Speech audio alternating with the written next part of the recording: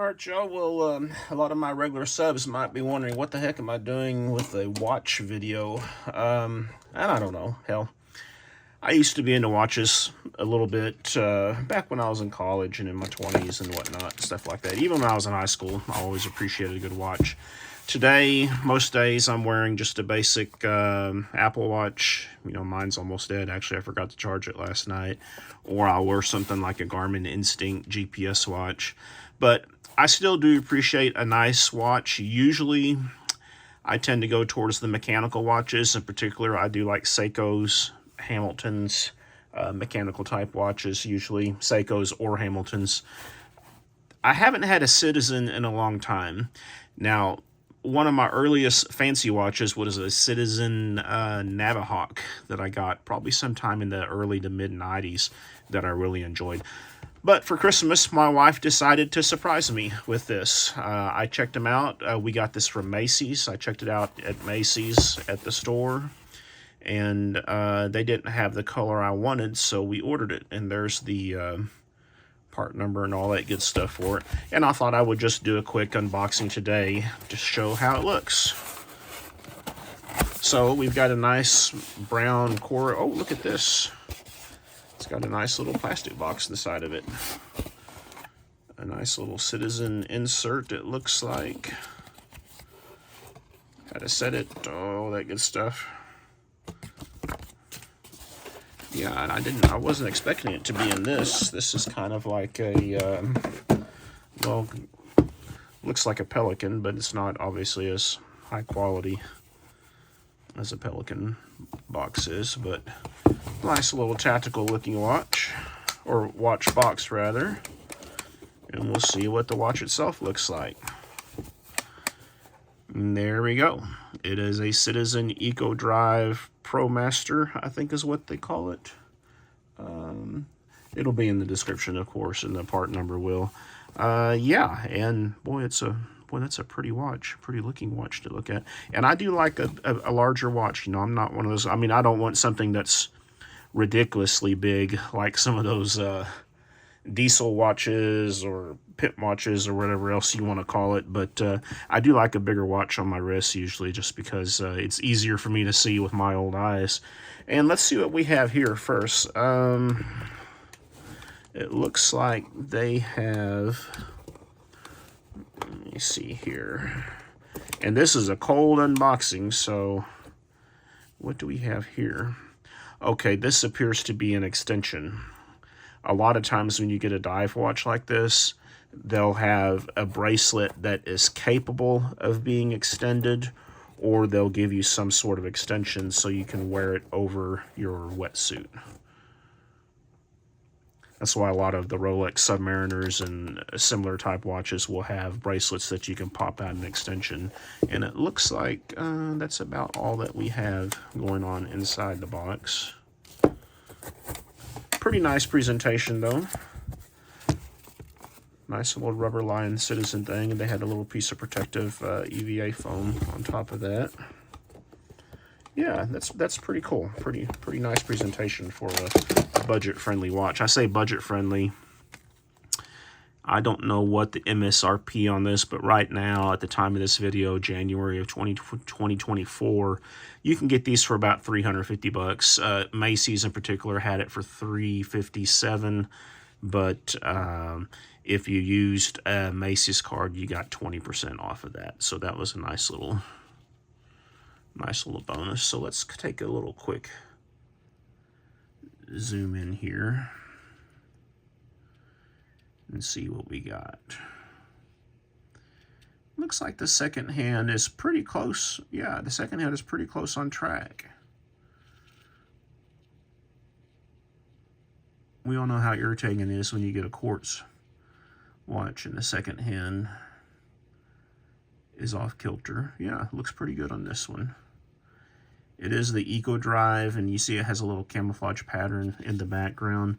Now, I believe this one is not sapphire. I believe it is actually a mineral glass crystal. Let's take a look at this tag real quick.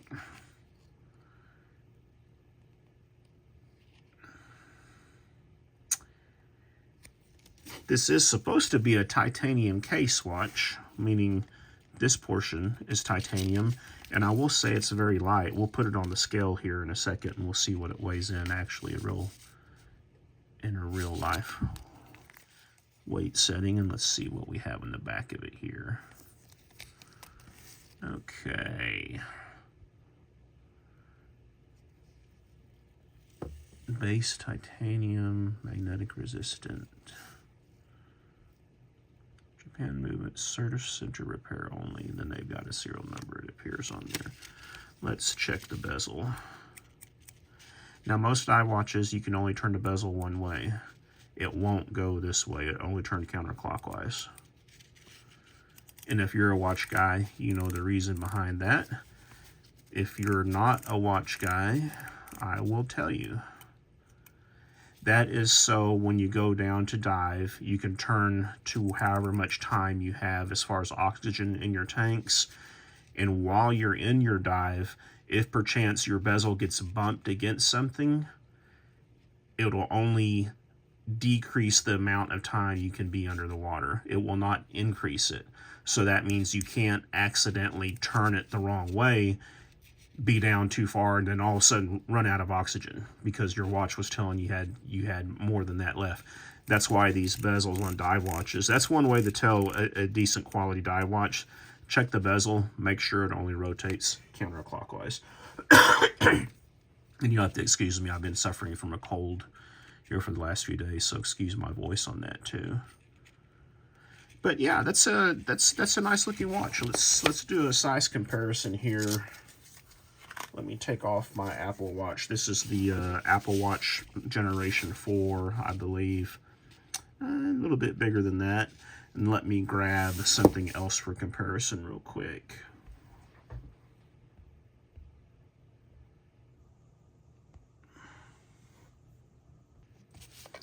Okay, here we have, this is a fairly new Seiko Samurai. This one's only a few years old, I think.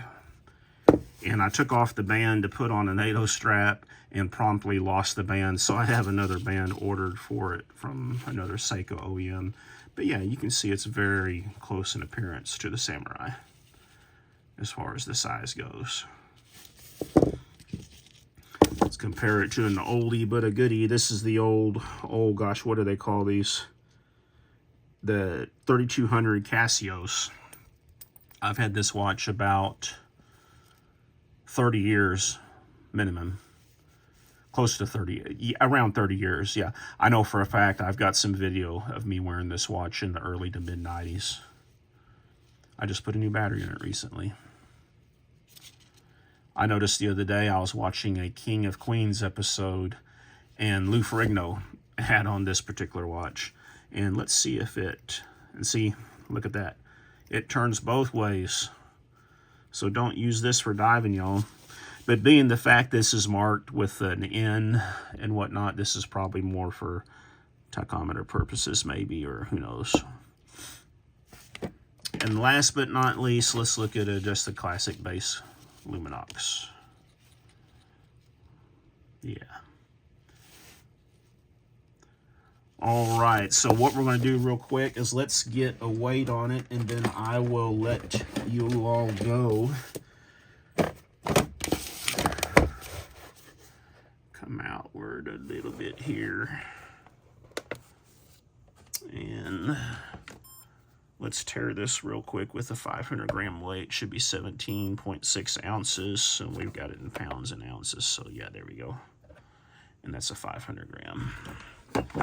So with the little tag, we have got 3.2 ounces. Not bad, actually, for a watch this size. By comparison, the Samurai without the band is 3.3 ounces. Luminox will be a little bit lighter, I'm sure.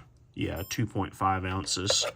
And then we've got a basic Apple Watch with the Velcro loop, 1.8 ounces.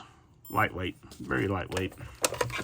But yeah, not the lightest watch in the world, but definitely light enough for its purposes. So yeah, so once again, we'll take a little slow pass at this, y'all.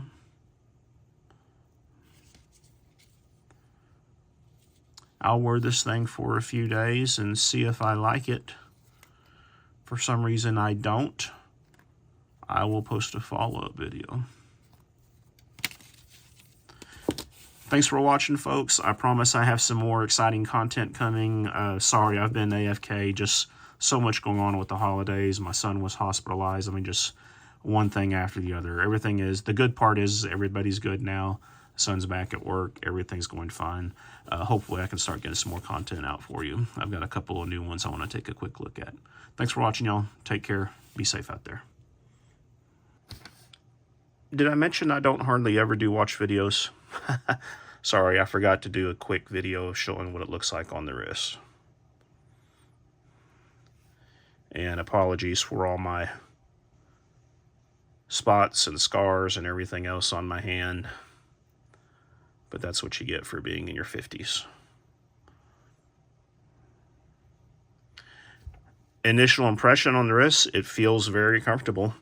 Obviously, we've got some pretty meaty sections through here on the back of the band, and this buckle, I guess, is PVD coated or something like that. I can see that picking up some buckle rash really quick, but my biggest curiosity is going to be is how well does the bezel and these frame lugs hold up.